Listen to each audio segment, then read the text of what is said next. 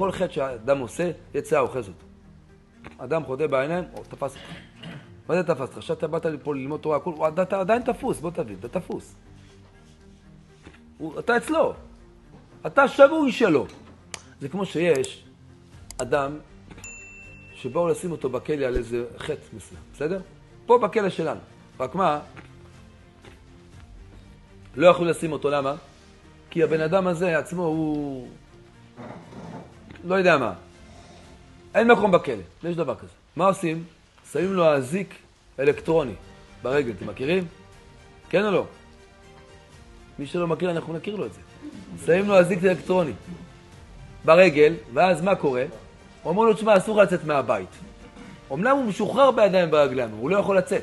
ואם הוא יוצא, רואים אותו במסוף הזה. ואז שולחים שוטר, יכניסו אותו עכשיו בכלא יותר גרוע. יש דבר כזה, יש. אותו דבר יצא עושה לנו. כשאתה נופל בחטאים מסוימים בעוונות, ואתה לא מתוודע עליהם, לא עושה להם תשובה, אתה לא מוחה. אתה לא מוחה, אין שום בעיה. יצא מה עושה? שם לך אזיק אלקטרוני, אתה שלו. בסדר, הוא מרשה לך לבוא לשיעור של רבי חיים מדי פעם.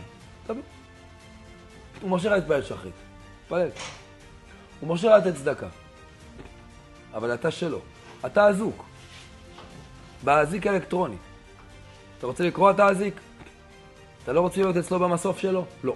לא רוצה במסוף שלו. רוצה להיות במסוף שלו. של אבא. אין שום בעיה. אומר רבנו, תמחה.